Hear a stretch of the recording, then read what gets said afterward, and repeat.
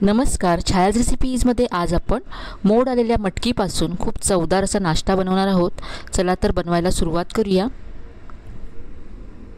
सगळ्यात आधी एक वाटण तयार करूया। तर इथे मी मिक्सरचं भांडं घेतलंय।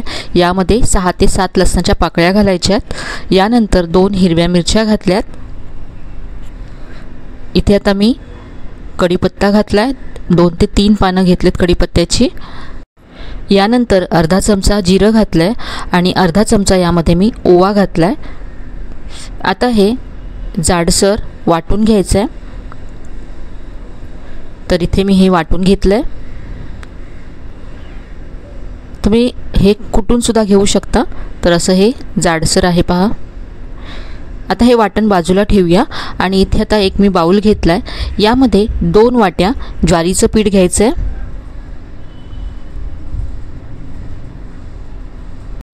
यामध्ये आता 2 चमचे बेसन घालायचं आहे। बेसन इथे आपण ज्वारीच्या पिठाला बाइंडिंग येण्यासाठी घालतोय। बेसनाऐवजी तुम्ही इथे गव्हाचं पीठ सुद्धा घालू शकता, पण बेसनामुळे चव खूप छान येते रेसिपीला। इथे आता मी 1 चमचा धनेपूड घातले।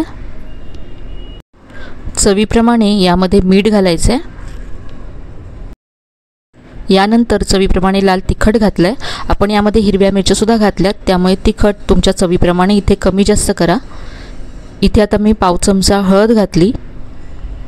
यानंतर चिमूटभर हिंग घालायचं आहे आणि यानंतर आपण जे वाटण तयार करून ठेवलं होतं ते यामध्ये घालायचं आहे। आता इथे मी 1 वाटी मोड आलेली मटकी घेतली आहे। तर ज्या वाटीने आपण ज्वारीचं पीठ मोजून घेतलं त्याच वाटीने अर्धी वाटी मी मटकी घेतली होती आणि ती मी 4 ते 5 तास भिजत घातली।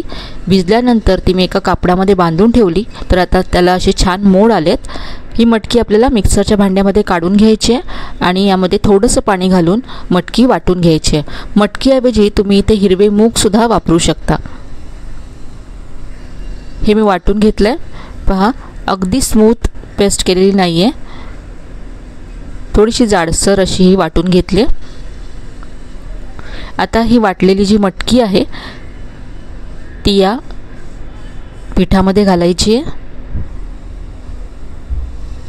खूपच पौष्टिक अशी ही रेसिपी तयार होते। आता यामध्ये मी भरपूर बारीक चिरलेली कोथिंबीर घातली आणि यानंतर यामध्ये मी 1 चमचा तेल घातलं। तेलामुळे रेसिपी सॉफ्ट व्हायला मदत होईल। हे सगळं आता मिक्स करून घ्यायचं आहे, एकजीव करून घ्यायचं आहे। सुरुवातीलाच पाणी घालायचं नाही आहे। मटकीमध्येच जे पाणी आहे त्यामध्येच हे आधी मळून घ्यायचं आहे। खूप कमी पाणी लागतं हे पीठ मळण्यासाठी। सगळं व्यवस्थित असं मिक्स केल्यानंतर यामध्ये पाणी घालायचं आहे।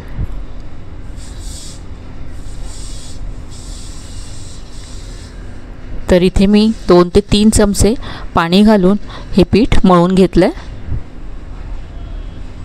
तर आज आपण मटकी आणि ज्वारीच्या पिठाचं थालीपीठ बनवतोय। तर थालीपीठासाठी जसं आपण सैलसर पीठ मळतो तसंच पीठ आपल्याला इथे मळून घ्यायचं आहे।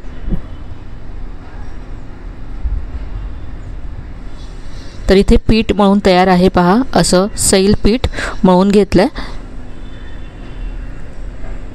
आता हे पीठ आपण बाजूला ठेवूया आणि थालीपीठासोबत खाण्यासाठी शेंगदाण्याची वेगळी अशी चटणी तयार करूया। तर इथे मी गॅसवरती तडका पॅन गरम करत ठेवला आहे। यामध्ये 1 मोठा चमचा शेंगदाणे घालायचे आणि आता शेंगदाणे भाजून घ्यायचे। शेंगदाणे मी 2 मिनिटं भाजून घेतलेत।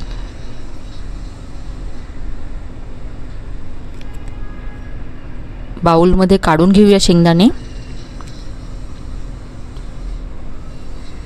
आणि आता याच पॅनमध्ये 1 चमचा तेल घालायचं आहे। तेल गरम झालं की यामध्ये पाव चमचा जिरं घातलंय आणि यानंतर अर्धा चमचा उडदाची डाळ घातली आहे। उडदाची डाळ किंचित रंग बदलेपर्यंत परतून घ्यायची आहे आणि इथे आता 2 ते 3 लसणाच्या पाकळ्या घालायच्या आहेत।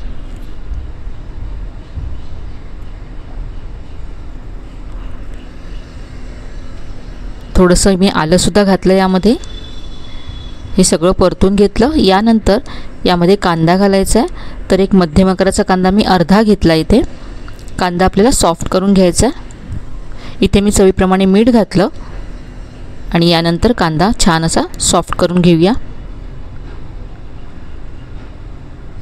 इथे कांदा सॉफ्ट झाला आहे. आता यामध्ये चवीप्रमाणे लाल तिखट घालायचं आहे आणि पुन्हा एकदा मिक्स करून घ्यायचं आहे. लगेचच गॅस बंद करून आता हे थंड करून घ्यायचं आहे. इथे मी मिक्सरचं भांडं घेतलं आहे. यामध्ये भाजून घेतलेले शेंगदाणे घालायचे आहेत आणि यानंतर आपण जो कांदा परतून घेतला आहे तो घालायचा आहे.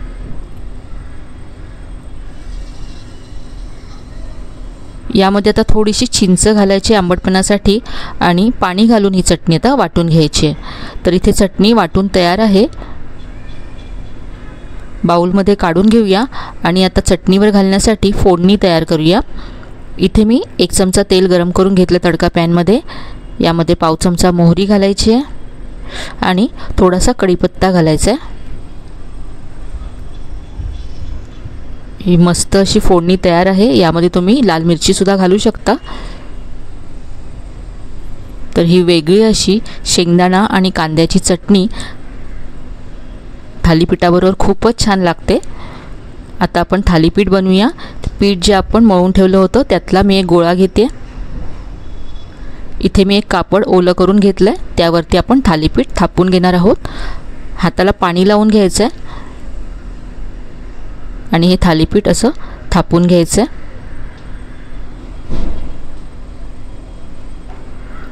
जमेल तितकं पातळ करून घ्यायचं आहे. खूपच खमंग होतात ही थालीपीठं आणि अगदी पौष्टिक अशी रेसिपी आहे. यामध्ये ज्वारीचं पीठ त्याबरोबरच मोड आलेली मटकी आहे. त्यामुळे अगदी हेल्दी अशी रेसिपी आहे. तर असं पातळ थालीपीठ मी इथे थापून घेतलं आहे. याला तेल सोडण्यासाठी असे होल करून घ्यायचे आहेत. आता हे थालीपीठ आपण भाजून घेऊया. इथे मी गॅसवरती तवा गरम करत ठेवला होता. यावरती थोडंसं तेल घालायचं आहे आणि आता हे थालीपीठ कापडासकट इथे घालायचं आहे आणि अलगद कापड काढून घ्यायचं आहे. आता हे थालीपीठ आपण एका बाजूने भाजून घेऊया आणि एका बाजूने भाजल्यानंतर उलटून घेऊ. थालीपीठ एका बाजूने भाजलं गेलं आहे. आता आपण हे उलटून घेऊया.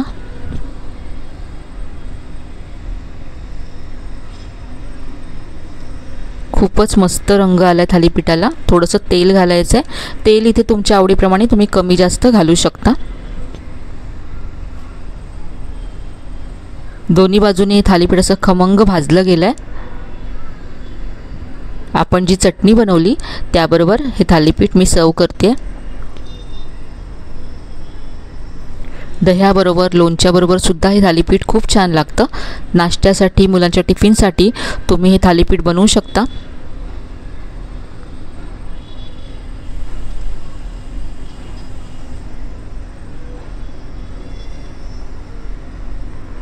तर ही मस्त पौष्टिक चवदार अशी थालीपीठाची रेसिपी तुम्हाला नक्कीच आवडली असेल. रेसिपी कशी वाटली कमेंटमध्ये कळवायला विसरू नका. रेसिपी आवडली असेल तर व्हिडिओला लाईक करा, शेअर करा. चॅनलला अजून सबस्क्राईब केलं नसेल तर नक्की सबस्क्राईब करा. चला तर मग पुन्हा भेटूया अशा छान छान आणि नवीन नवीन रेसिपीसह. तोपर्यंत धन्यवाद.